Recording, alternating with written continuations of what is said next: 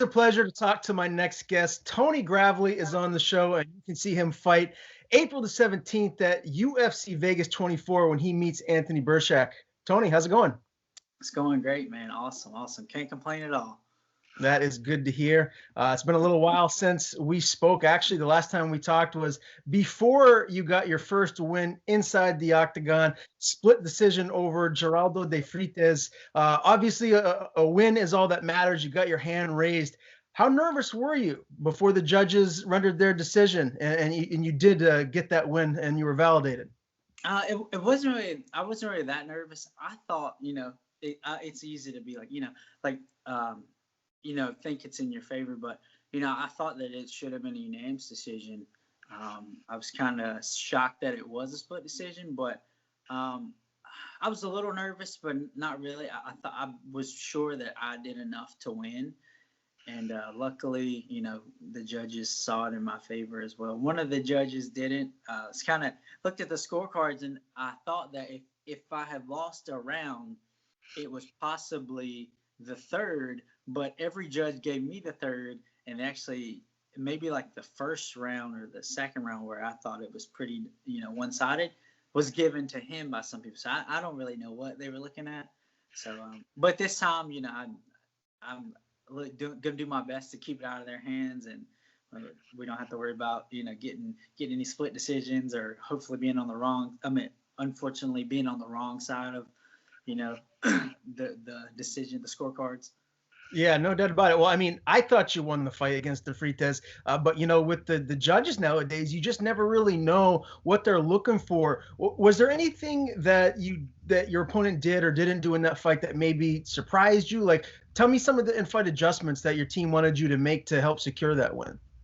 No, I think my coach Steve Bruno told me the whole time. He was like, you just got to outwork this guy. This guy's gonna be tough. You may not get a finish, but just keep working, outworking the guy.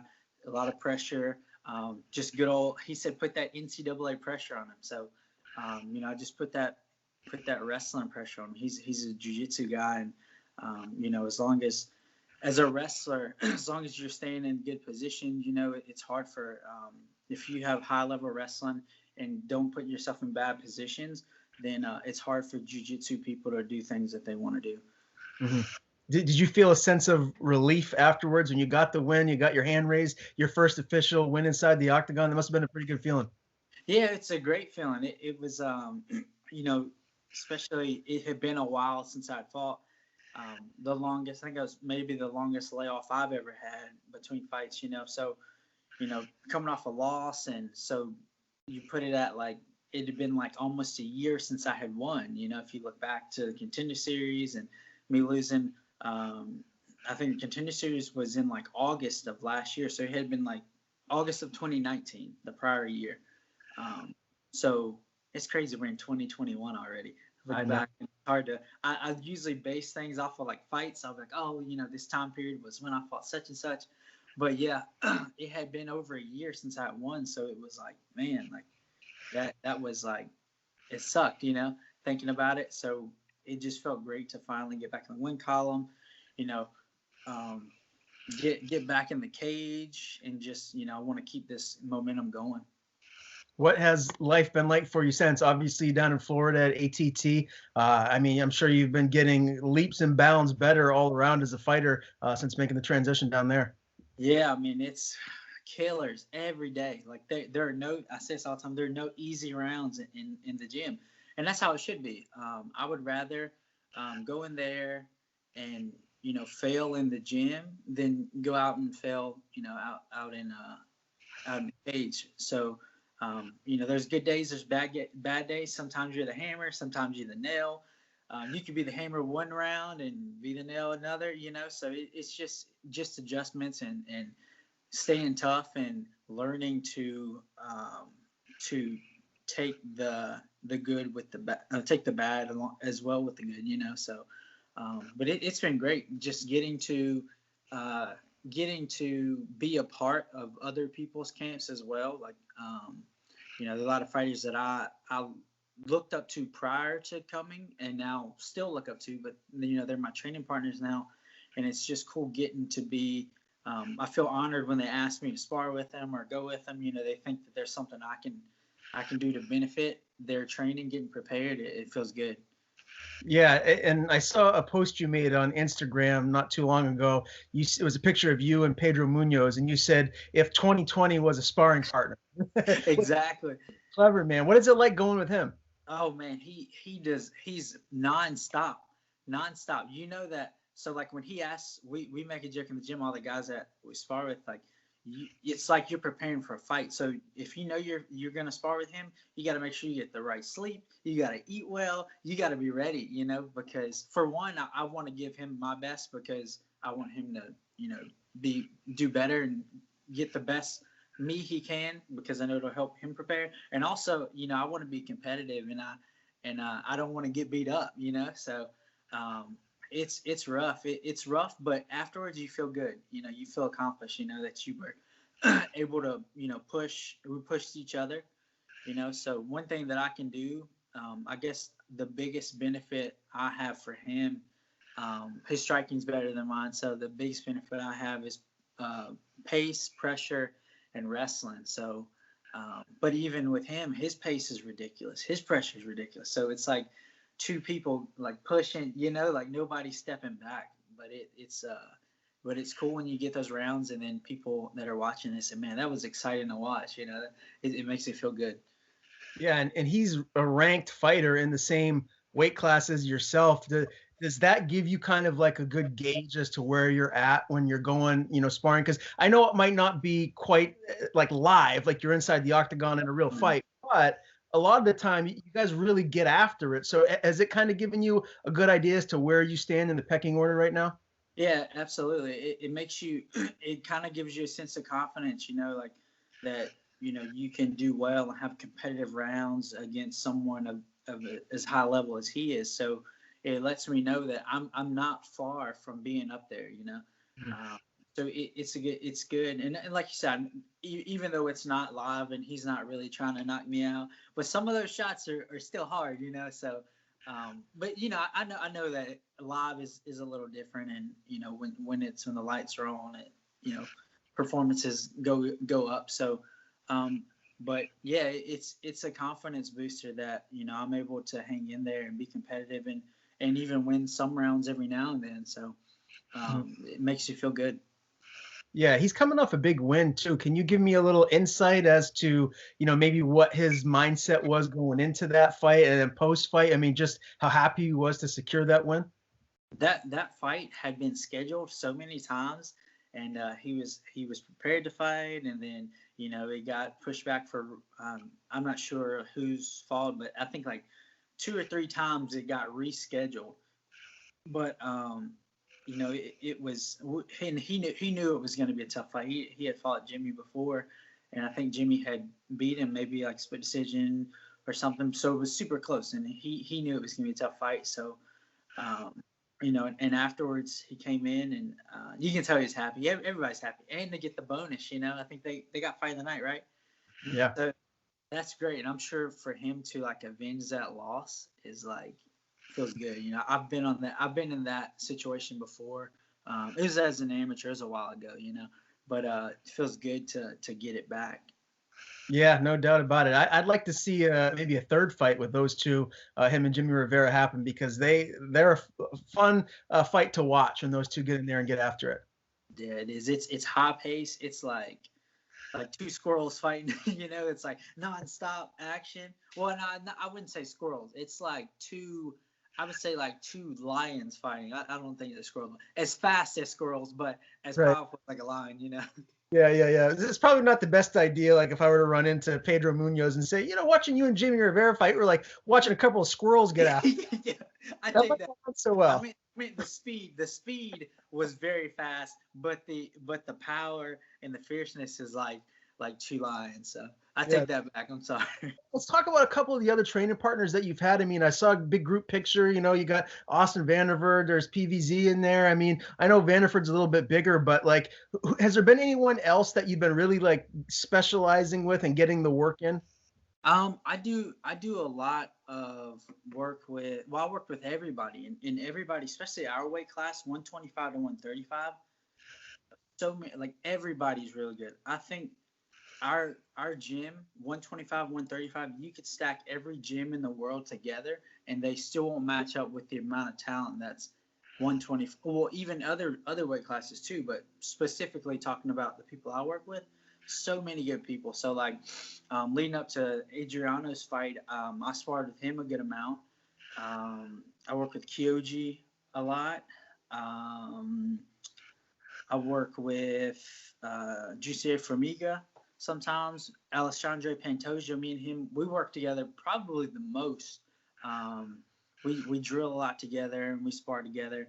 And a lot of guys that people don't really know, like Sal Guerrero, Jason Eastman, um, Jamie Alvarez was on the Ultimate Fighter. I work with Jamie a lot. Um, Ricky Bandejas. So a lot of people, everybody that's Juan Puerta, everybody that's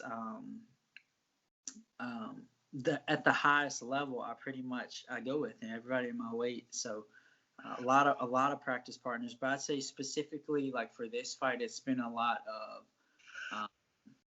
I think when it comes to drilling, like I work with Pantoja a lot, and the last fight the same way, and then also leading up to his fight, I work with him a lot too. So we work together a good amount. Very good. And I've interviewed Dalton Roa a couple times. I know he's a little bit bigger of a fella fighting at middleweight for Bellator, but how big is he in person, man? Like, 'cause I've never seen him in person. He looks like he's just built like an absolute tree. Yeah, I'm pretty sure his nickname's Hercules. Is it Hercules? Yeah, Yeah. he looks like Hercules. He's so like, and he said he doesn't really lift weights, but he's built. Like he's built. He's an athlete. He's got power, good wrestling, good boxing. So he's definitely a tough dude. I'm glad that I'm smaller than him, and I don't have to go with him. Yeah, well, I think he's someone that just another fighter at ATT that really is starting to take off, and I think his star will get brighter as his career progresses. I did want to ask you a little bit about Mike Brown too, as a coach. He's from Maine, which is obviously where I'm from. I mean, what has it been like to learn under him? I mean, he's so well respected as one of the best coaches in the game. It's almost like a dream come true. It's like as a younger fighter, like, well, not when I was a fighter, but as a child, I watched, when I watched growing up, like middle school, high school, early ages. um, I watched him, I guess, when I was in high school. It was probably when he was still competing, maybe. I don't think he's old enough for me to have been in middle school, but I don't remember the exact timeline, but I watched him, growing up before I even started fighting. So watching him fight, and then getting to like learn from him along with Steve Mako. Like I've always watched wrestling, and Mako was one of those people I always watched wrestle, and getting to learn from those two, and it's really cool. Just like Mike's, the way he thinks about fighting, and it's not even like a lot of special moves you do or special things. It's just he does a lot of things and helps a lot of people with almost like the in betweens in fighting, like all the transitions and how to keep you in the fight. There's like a lot of good things that he does really well. Just small things that make a big difference.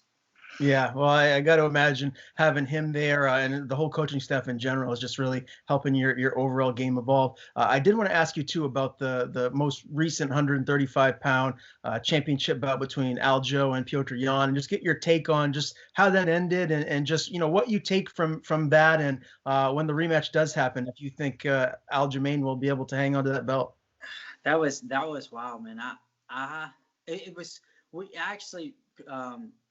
Petr came to our gym, and he for the past 2 to 3 months before the fight. So I actually grappled with him a good amount, and I wrestle with him a lot because that's my thing, is wrestling. That's pretty much the main thing I could contribute to, and he actually has good defensive wrestling, good offensive wrestling too when he decides to. But I thought it was funny that, like, Aljo was talking about how he was gonna shoot, take him down a bunch of times, and however many times it took to take him down. And I think he might have only got one takedown out of like 15 attempts, and Jan got maybe like 7 or 8, But I thought that fight, I thought Jan was winning, and then the knee was kind of bizarre, It was I don't know what the reason was. I don't know if he thought his other knee was coming up. He thought he was coming up or what. But I think the rematch, I think Jan is going to win. I think it was pretty dominant in the first one, and I don't think it's going to be much different in the rematch. Yeah, I'm going to tend to agree with you there. I also wanted to get your prediction here on the headliner of the event that you're competing at, UFC Vegas 24, April the 17th. One of my favorite guys, the Reaper, Bobby Knuckles, Robert Whitaker, and Kelvin Gastelum will be tangling in the main event, man. Who do you see winning that one? I think Whitaker. I like Whitaker as well. I like him, and it's crazy because like when I think of myself, I think of like I still kind of see myself as like a kid, but I'm also like not really a kid. You know, I'm an adult. I'm gonna be 30 this year, and I look at like his career, and he's like my age, and he's had the title, and it's crazy. You know, like when I look at that, I'm like, man, I'm behind. You know, but everybody's got a different, different journey and different path. But I really like Whitaker, and I like his personality, and I think.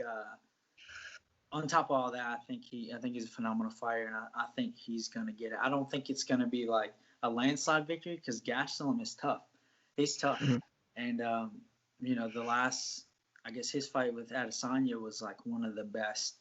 Oh, yeah. That was one of the toughest that Adesanya's had, and so I know you can't like do the math like that in fighting because it's so many different components that go into it, but. I think it's gonna be a close fight, but I think that I think Whitaker might take it. Yeah, you and me always seem to be on the same page on a lot of fights here. Now, you were originally supposed to face Nate Maness. Now, he's out. Anthony Birchak is in. How much different is it to prepare for Birchak versus your original opponent, Maness? It's actually not much different because like when I train, I'm sure a lot of people say this, but I don't really train specifically for a person. And I remember thinking, I remember asking my coach Steve Bruno, I was like, "Is there anybody specifically I should train with?" And he was like, "No, you train, you spar everybody because it's you never know what's gonna happen for one and two, you know." I think he said something along the lines of, you have the pressure of the world, like all these different types of people from all over the world, their pressure, different things they bring to the table, and if you can adapt to any of that, it really doesn't matter, what's being thrown. There's something in there that's going to be similar or even better than what he had to bring to me. So now, like when I approach fights, I don't think about specifically what they'll do. I just think about what I'm gonna do, and I know that if I can do these things on some of the best in the world, not to say he isn't one of the best in the world, but that if I can implement things that I'm good at against people that are really, really, really good, that everybody knows is really, really, really good, then I'll be fine. But it's different in the body types. He's a longer, skinnier guy. Now it's more of he's not necessarily short because I'm always the shortest guy. Everybody's always taller than me, but he's not much different from what I've already competed against. And not to say that like he isn't tough or anything like that, but I don't think he has anything like spectacular that is something I haven't seen before. So, but with that being said, I'm going to go out there and give them all and put the pressure on them, and the tougher fighter is going to win.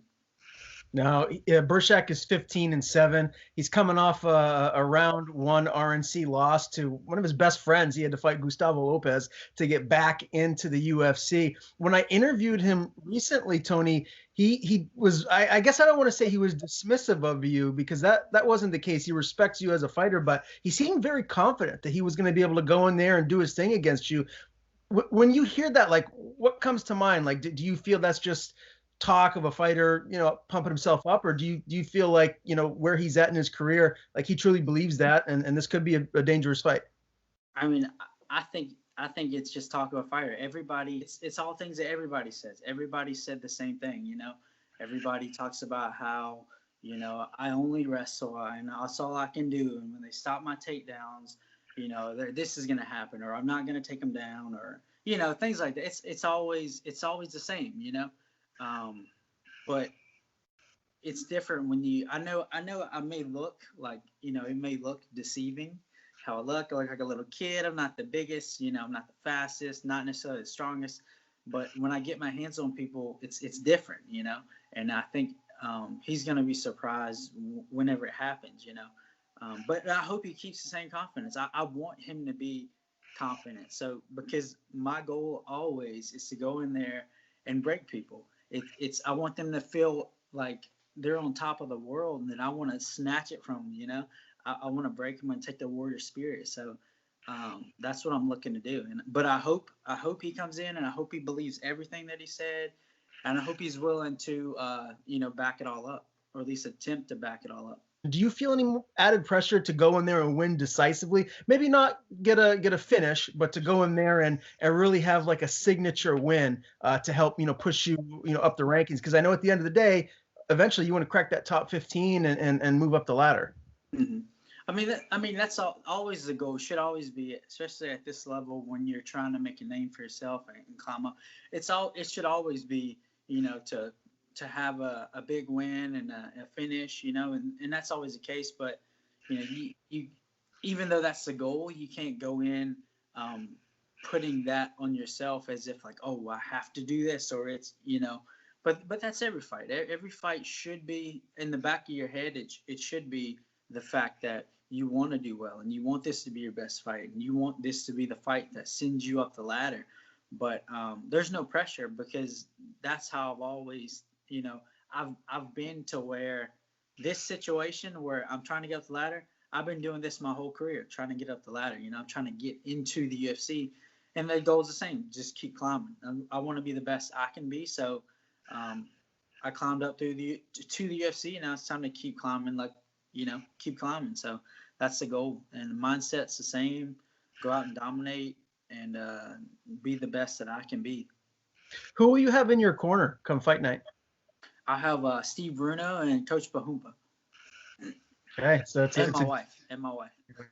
Of course, yeah. And so obviously, are you getting to see her as much as you normally would during camp, being down at ATT? Like, how's that dynamic been?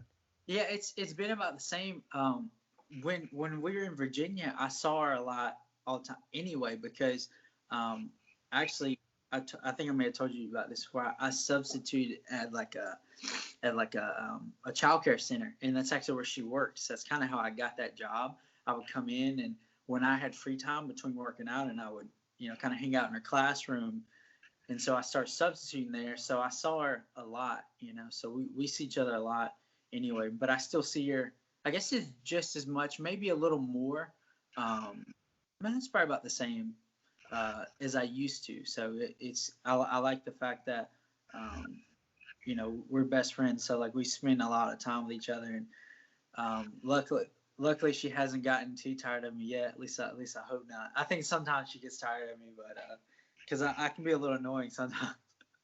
Give me an official prediction, man. Like, how do you see your hand getting raised come fight night? I think that I'm gonna get. I want to say I keep picturing a TKO in the second or third round. I think that he is one of those fighters where he's gonna come out guns blazing in the first 2-3 minutes of the fight, first half of the first round. And I think once he realizes that he's not going to get me out there, he's going to be wore out, and I can keep the same pace. I can keep a pretty steady pace for however long it takes, and I don't think he can do that. And I don't think he has the toughness that I do. So the tougher man is going to win, and I'm going to do my best to break him. And I want to smother him as much as I can, whether it's on the feet, on the ground, doesn't matter. But I do feel like either in the second or third round, I'm going to get a finish by knockout or TKO. Can't wait for this fight. April the 17th, UFC Vegas 24. Tony Gravely will meet Anthony Birchak. Tony, it's always a pleasure to talk to you, my man. Before I do let you go, I want to give you the floor. Anyone you want to thank, any sponsors you have, give them a shout out and tell people where to follow you on social media. Social media is Tony Gravely 135 on Twitter, on Instagram. If you could give me some follows, that'd be awesome. I'd like to thank my wife, my coaches at American Top Team, Dan Lambert, Richie Guerrero, Conan, all those guys for keeping the gym up and running how it does, and just the fact that I get the opportunity to be in there, because not anybody can go to that gym. It's a very select. They're very particular about how they run it, because it's a lively. Every fighter that's in there is serious. It's their livelihood. This is what they do. So they do a great job of running it. Along with Primo. Primo helps a lot too. He does a lot. Those guys, they keep the gym up and running. Keep everything clean, everybody safe, everybody prepared, and all my practice partners at American Top Team. A lot of guys have helped me, and I'm appreciative. Thank you to all the people from back home, Virginia. I hadn't necessarily gotten a chance to talk to everybody as much as I would like, but appreciate everybody for still supporting me, following me, and I appreciate you for having me on again. And it was nice getting to talk to you.